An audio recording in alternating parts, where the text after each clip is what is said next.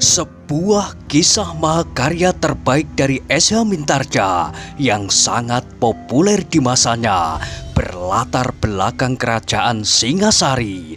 Dengan bangga kami persembahkan kepada sahabat Permata TV tercinta semuanya dengan judul Kisah Pelangi di Langit Singasari. Pada kesempatan yang sangat baik ini, kita masuk pada episode yang ke-73. Selamat menikmati. Pada episode sebelumnya telah diceritakan, Mahesa Agni menunduk dalam-dalam. Dalam keadaan yang sepahit-pahitnya, gurunya masih sempat mengambil contoh yang terdekat, contoh dari dirinya sendiri.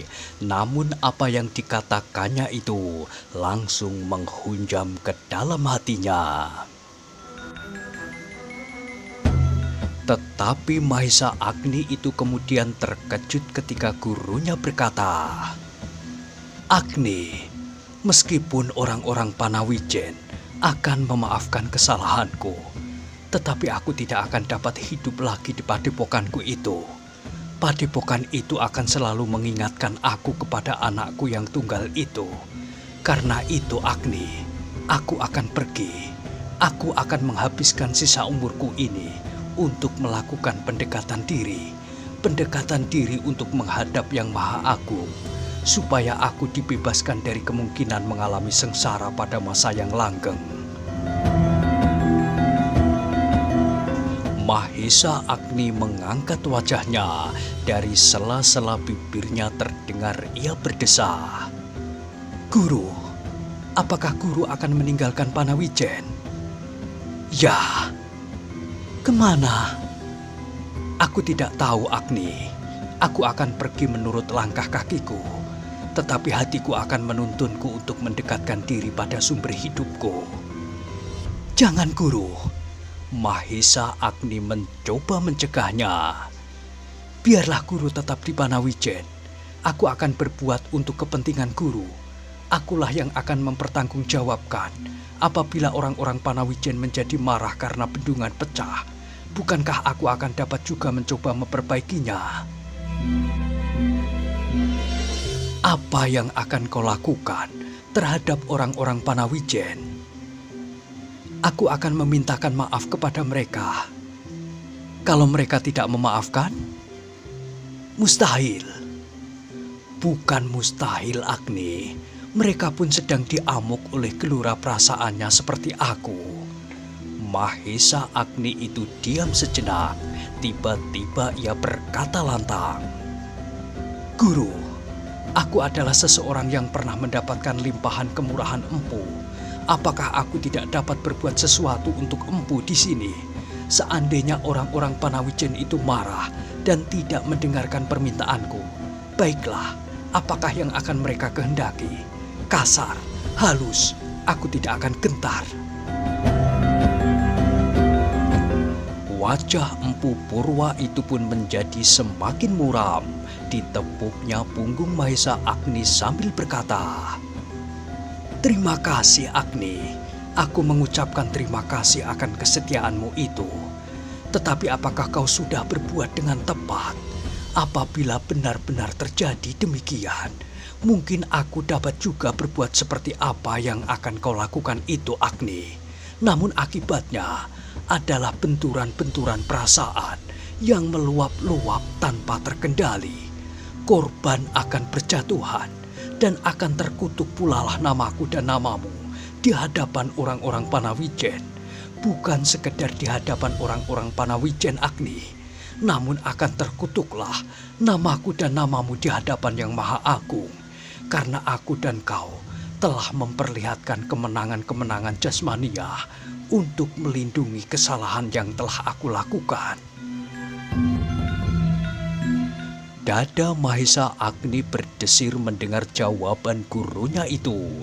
Ia pun kemudian menundukkan kepalanya. Wajahnya menjadi merah karena malu. Ternyata bahwa perasaannya benar-benar seperti kuda liar yang tidak tunduk pada kendalinya. Alangkah bodohnya aku, gumamnya di dalam hati.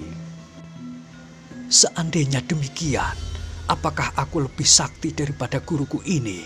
Seandainya harus bertahan dengan kekerasan. Oh, alangkah bodohnya aku. Namun terdengar gurunya berkata, "Sudahlah Agni, kembalilah ke Panawijen. Mintalah maaf kepada orang-orang Panawijen atas namaku. Aku akan pergi sebelum aku menyentuh halaman padepokanku dengan ujung kakiku. Tentang bendungan ini Agni, ingat-ingatlah, jangan kau bangun kembali di bekasnya yang hancur itu. Kau tidak akan berhasil. Di sekitar tempat ini, kau tidak mendapat cukup bahan untuk membangunkannya. Batu-batu yang tidak begitu banyak telah habis aku kumpulkan beberapa puluh tahun yang lalu. Tetapi aku dan anak-anak muda Panawijen akan mampu mengumpulkannya," jawab Mahesa Agni. Empu Purwa memandang wajah Mahesa Agni yang bersungguh-sungguh, terpancar dari kedua belah matanya, tekadnya yang menyala-nyala untuk membangun bendungan itu kembali. Namun gurunya itu berkata, "Tidak Agni, di daerah ini tidak cukup bahan untuk keperluan itu. Beberapa puluh tahun yang lalu, aku dan beberapa orang cantrik memerlukan waktu 2 tahun untuk mengumpulkan bahan-bahannya. Dan bahan-bahan itu kini sudah tidak ada lagi di sekitar tempat ini. Karena itu Agni, kalau kau mau mendengarkan kata-kataku, berjalanlah menyusur sungai ini ke hulu. Bawalah orang-orang Panawijen untuk membangun bendungan di daerah padang karautan. Padang rumput itu akan menjadi tanah persawahan yang subur." Mahesa Agni menarik nafas dalam-dalam. Memang di daerah itu banyak terdapat batu-batu besar kecil, tetapi daerah itu bukanlah daerah yang telah siap untuk dikerjakan. Di daerah itu masih harus dibangun parit-parit dan jalur-jalur air ke tengah padang rumput itu. Empu Purwa melihat keraguan di wajah muridnya. Katanya, "Kalau kau bangun bendungan yang jebol itu, maka kau akan menemui banyak kesulitan. Selain daripada itu Agni, bendungan itu akan selalu membangunkan kenangan pahit bagiku. Seandainya suatu ketika aku berkesempatan lewat di daerah ini, maka hatiku pasti akan terluka kembali karena kenangan yang pedih itu. Karena itu cobalah, biarlah rakyat Panawijen bangun dari tidurnya. Rakyat Panawijen yang selama ini seakan-akan tinggal memetik buah dari pepohonan yang ditanam oleh orang lain itu, biarlah mencoba untuk menilai kekuatan mereka sendiri. Sebab selama ini ternyata Panawijen telah menjadi suatu daerah yang sangat lemah, daerah yang diliputi oleh suasana yang terlalu sepi dan diam. Cobalah Agni, cobalah membangunkannya, supaya mereka mengenal arti kerja yang sebenarnya, usaha mengadakan yang belum ada, bukan sekedar puas apa yang telah dimilikinya." Mahesa Agni tidak menjawab, tetapi ia tidak dapat membantah perintah gurunya. Alasan-alasannya memang dapat dimengerti seluruhnya. Bahan-bahan yang terlalu kurang, alasan-alasan perasaan gurunya yang pahit, dan kerja untuk membangunkan Panawijen yang selama ini tertidur nyenyak. Mahesa Agni itu kemudian terperanjat ketika gurunya berkata sekali lagi kepadanya, "Agni, biarlah sekarang aku pergi membawa sisa hidupku. Aku dahulu pernah menjadi seorang perantau. Sekarang aku akan mengulangi cara hidupku itu." "Tetapi guru, membantah Agni terbata-bata. Guru sekarang sudah semakin tua. Dahulu guru mungkin masih semuda aku. Sekarang hatiku sudah semakin mengendap, Agni. Aku tidak akan mengulangi cara-cara hidupku pada masa-masa itu. Sisa hidupku adalah kesempatan terakhir untuk menilai diriku di hadapan Yang Maha Agung. Jangan guru, tinggallah sementara di Panawijen. Guru dapat mengawasi pekerjaan kami, membangun bendungan di tengah padang rumput itu. Empu Purwa menggeleng. Tidak, Agni. Kenapa? Desak Agni. Kau adalah muridku. Umurmu sudah cukup dewasa. Aku tidak perlu lagi menganggapmu anak-anak yang harus aku tunggui siang malam dalam tugasmu. Cobalah, kalau kau muridku, maka kau akan mampu melakukannya. Seperti aku dahulu melakukan. Aku membangun bendungan ini, dan sekarang kau pun harus berbuat seperti aku, melihat kemampuan diri. Mahisa Agni menundukkan kepalanya. Ia tidak dapat menjawab lagi. Karena itu maka yang terasa kemudian adalah debar yang semakin keras di dalam hatinya. Ketika ia kemudian melihat gurunya berdiri, dengan serta-merta ia pun meloncat berdiri sambil berdesis. Guru, kemanakah aku harus pergi? Seandainya suatu ketika aku ingin bertemu dengan guru.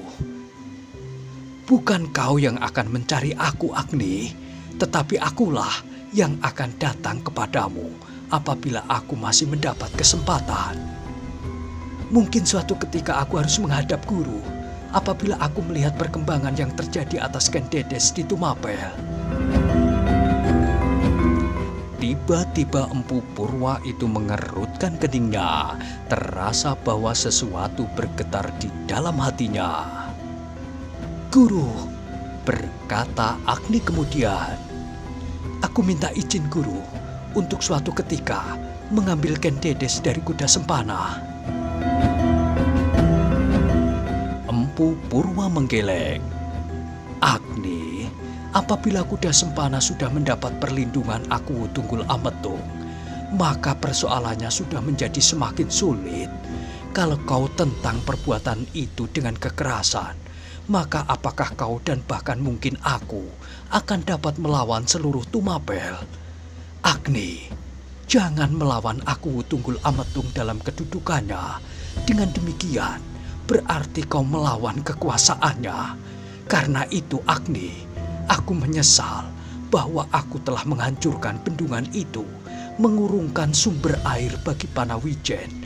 Tetapi aku benar-benar tidak menyesal seandainya Yang Maha Agung benar-benar berkenan membebaskan anakku dari mereka yang telah melarikannya dengan paksa.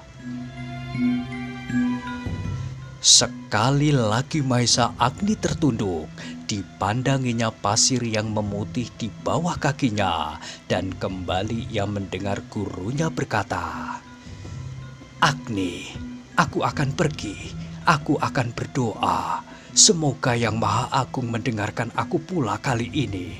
Semoga anakku akan selamat dan mendapat kebahagiaan yang besar. Demikian Empu Purwa selesai mengucapkan kata-katanya. Maka segera ia melangkah meninggalkan Mahisa Agni. Tetapi Mahisa Agni itu berjalan pula di belakangnya sambil berkata, Guru, guru, jangan pergi. Empu Purwa berpaling. Jawabnya, Agni, kau bukan anak-anak lagi. Berbuatlah seperti seorang yang telah dewasa. Aku akan pergi. Jangan kau ikuti aku. Bawalah rakyat Panawijen ke dalam suatu suasana kerja, mengadakan yang belum ada, memperbaharui yang telah rusak. Tetapi Mahisa Agni masih saja berjalan mengikuti gurunya sambil berkata, Jangan Empu, kami masih memerlukan tuntunan guru. Empu Purwa berhenti. Ditatapnya mata Mahisa Agni tajam-tajam. Kemudian katanya, Agni, Agni, kau adalah muridku. Jangan mengecewakan gurumu. Seorang anak muda yang seumurmu itu seharusnya sudah mampu berdiri sendiri. Nah, kembalilah ke Panawijen. Di Banggaan akan kau temui Trisula kecil itu. Simpanlah benda itu baik-baik, sebagai aku telah menyimpannya. Kalau kemudian kau mempercayai seseorang kelak, Agni, kau dapat memberikannya kepada orang itu, seperti aku menyerahkan kepadamu. Mahesa Agni tertegun diam. Ketika gurunya menyebut Trisula kecil itu, hatinya bergetar, apalagi ketika gurunya berkata, Agni, dengan Trisula itu, maka kau telah mewakili aku di padepokanku.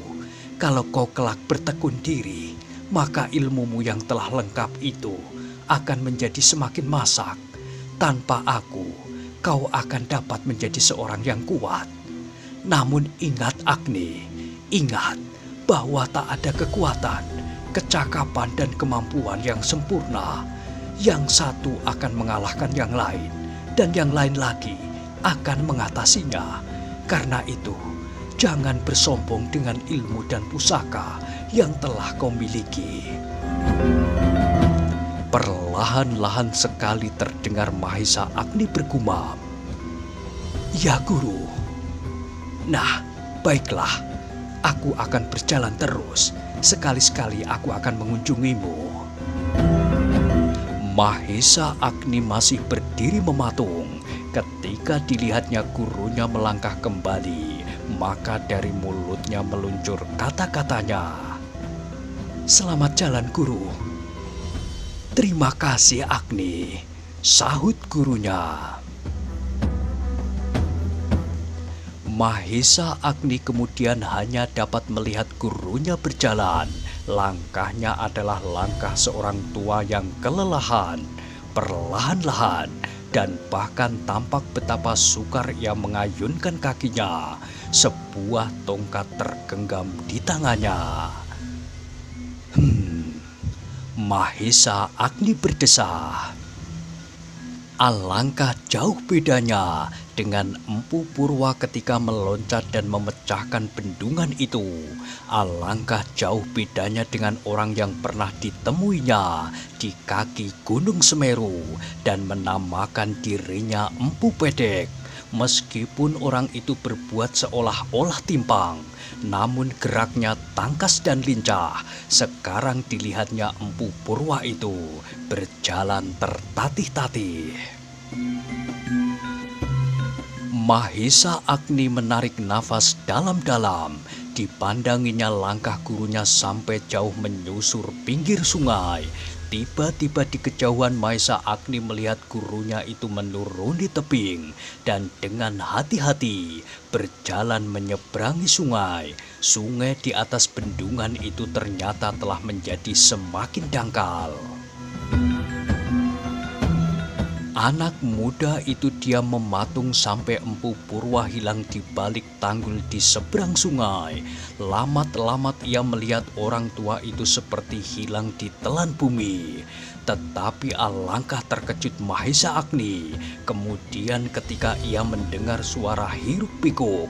Ketika Mahesa Agni berpaling, dilihatnya 4 anak-anak muda berlari-lari menuju ke bendungan itu. Dari jauh telah terdengar mereka berteriak, Agni, apakah yang telah terjadi? Kenapa sungai ini banjir? Sedang hujan tidak turun. Apakah bendungan itu rusak? Mahesa Agni tidak menyahut, tetapi terasa hatinya berdesir. Bagaimana ia harus menjawab pertanyaan anak-anak muda itu apabila mereka bertanya, kenapa bendungan itu pecah? Dengan gelisah Agni melihat keempat anak-anak muda itu menjadi semakin dekat. Demikian mereka sampai ke pinggir sungai, maka segera mereka meloncat ke dekat bendungan yang pecah itu. Dengan terbata-bata, mereka serentak berdesah. Oh, bendungan ini pecah. Keempatnya memandangi arus air yang masih saja mengalir dengan derasnya itu seperti memandang bencana yang sudah terbayang di depan matanya. Pecah, pecah. Mereka mengulangi. Kemudian salah seorang dari mereka berpaling kepada Mahesa Agni sambil bertanya, "Agni, kenapa bendungan itu pecah?" Agni tidak segera menjawab. Ia masih dikuasai oleh kebimbangan hatinya. Sekali-sekali dipandanginya keempat anak-anak muda itu. Betapa wajah mereka menjadi pucat seperti mayat. Bibir mereka bergetar seperti orang kedinginan. Namun kemudian dilayangkannya matanya ke bendungan yang pecah itu. "Kenapa, Agni?" desak mereka. Mahesa Agni menggeleng lemah, katanya tanpa menjawab pertanyaan itu. Pertanyaan tentang bendungan. Katanya, "Dari manakah kalian?" "Aku sedang berada di sawah, Agni," jawab salah seorang dari mereka. "Ketika aku mendengar suara riuh di dalam sungai, segera aku menengok. Ternyata sungai itu tiba-tiba banjir, sedangkan udara sangat cerah. Di hulu pun sama sekali tidak tampak awan atau mendung. Karena itu aku menjadi cemas, mencemaskan bendungan ini. Ternyata bendungan ini benar-benar pecah." "Kenapa bendungan ini pecah, Agni? Bukankah kau berada di tempat ini? Mungkin kau melihat sebabnya?" bertanya yang lain. Mahesa Agni masih belum bisa menjawab pertanyaan mereka. Katanya, "Apakah Ki Buyut Panawijen telah diberitahu?" "Belum," sahut salah seorang dari mereka. Dan tiba-tiba ia berkata pula, "Aku akan memberitahukan kepada Ki Buyut." Anak itu tidak menunggu jawaban. Segera ia meloncat berlari sekencang-kencangnya menuju ke padukuhan mereka. Ketiga kawannya dan Mahesa Agni itu masih merenungi bendungan yang pecah itu. Kini bendungan itu telah benar-benar runtuh. Batu-batunya telah hanyut berserakan. Bahkan arus airnya yang meluap-luap telah menggugurkan tebing-tebing sungai itu. Sehingga sungai itu seakan-akan menjadi semakin lebar. Mahesa Agni mengangguk-anggukkan kepalanya. Di kepalanya masih terngiang suara gurunya. "Jangan kau bangun kembali di bekasnya yang hancur itu. Kau tidak akan berhasil." Dan ternyata kini ia melihat di bekas bendungan sungai itu seakan-akan menjadi semakin lebar dan curam. Ternyata air tidak saja menggugurkan tebing, tetapi juga menggali dasar sungai itu menjadi semakin dalam. Tak seorang pun yang mulai berbicara. Mereka masing-masing sedang merenungi angan-angan mereka masing-masing. Ketiga anak-anak muda itu tenggelam dalam kecemasan yang sangat. Pecahnya bendungan itu berarti sawah-sawah mereka akan menjadi kering, kolam-kolam ikan, dan dengan demikian Panawijen akan menjadi kering pula. Mereka sama sekali tidak dapat mengerti kenapa bendungan itu tiba-tiba menjadi pecah. Sesaat kemudian, sekali lagi terdengar hiruk-pikuk mendekati tebing itu. Ketika anak-anak muda itu berpaling, mereka melihat berbondong-bondong orang berlari-larian. Bukan saja Ki Buyut Panawijen, tetapi juga orang-orang lain, laki-laki, perempuan, tua, muda. Mereka ingin menyaksikan sumber hidup mereka yang rusak, seakan-akan berita itu sama sekali tidak pernah akan terjadi. Ketika mereka sampai di pinggir kali itu, maka serentak tertegun diam. Mereka hampir tidak percaya akan mata mereka sendiri. Bendungan itu telah jebol, hancur, dan air yang tergenang naik ke parit-parit kini telah semakin susut. Sebentar lagi, air itu akan semakin berkurang, sehingga bendungan itu nanti akan menjadi sedangkal mata kaki.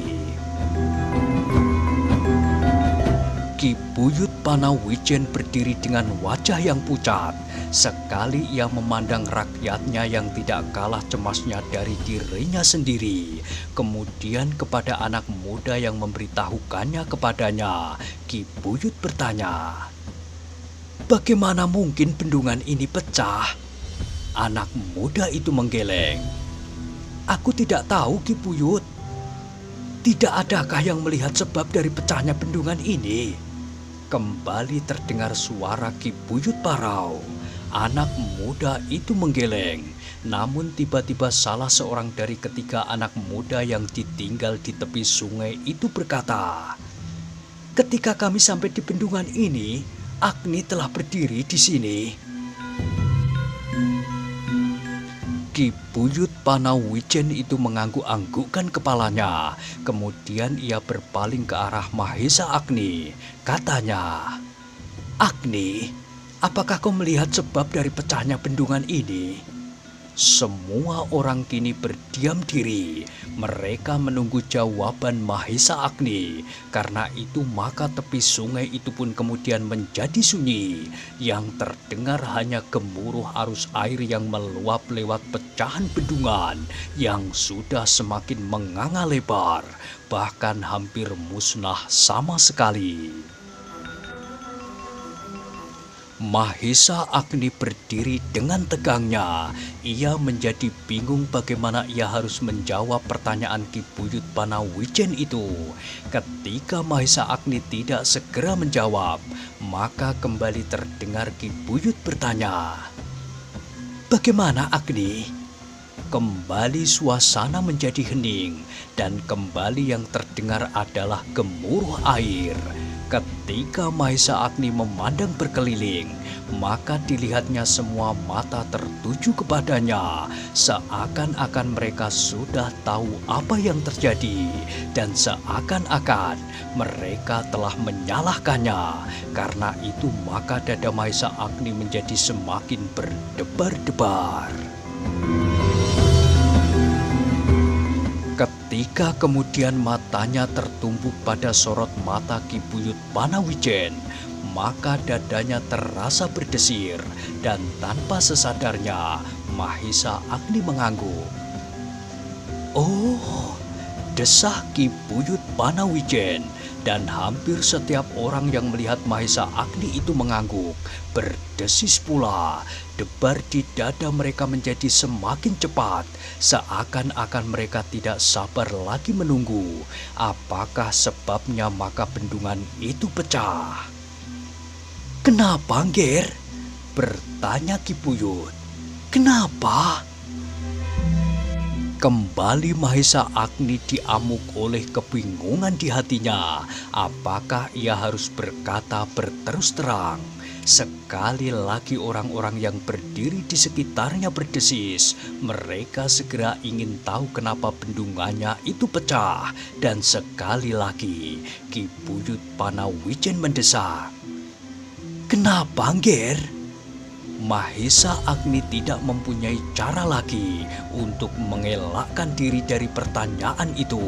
Karena itu, maka ditenangkannya hatinya. Sekali ia menarik nafas dalam-dalam dan baru kemudian ia berkata, "Ki Buyut, aku memang melihat saat bendungan ini pecah dan aku memang ingin mengatakannya kepada Ki Buyut Panawijen beserta rakyatnya. Namun sebelumnya, baiklah, aku menyampaikan permohonan maaf dari guruku, Empu Purwa." Ki Buyut Panawijen itu mengerutkan keningnya. Katanya, "Apakah gurumu telah kembali?" "Sudah, Ki Buyut. Tetapi Empu Purwa tidak sampai hati untuk menjenguk padepokannya karena anaknya yang hilang itu." "Gurumu sekarang di mana?"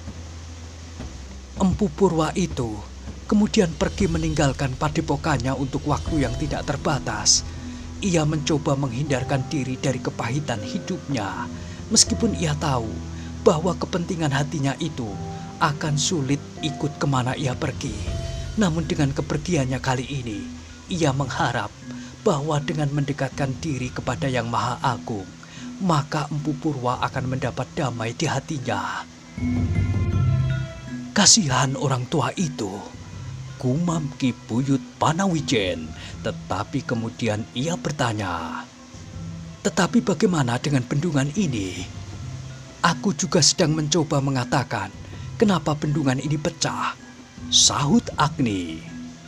"Tetapi kau bercerita tentang gurumu." "Ya, guru yang sedang dilanda oleh duka yang hampir tak tertanggungkan karena kehilangan anak tunggalnya." "Iya, apakah hubungannya dengan bendungan yang pecah ini?" desak beberapa orang yang kehabisan kesabaran. Sekali lagi Mahesa Agni menarik nafas dalam-dalam. Dicobanya untuk menenangkan debar jantungnya. Baru kemudian ia menjawab dengan sangat hati-hati.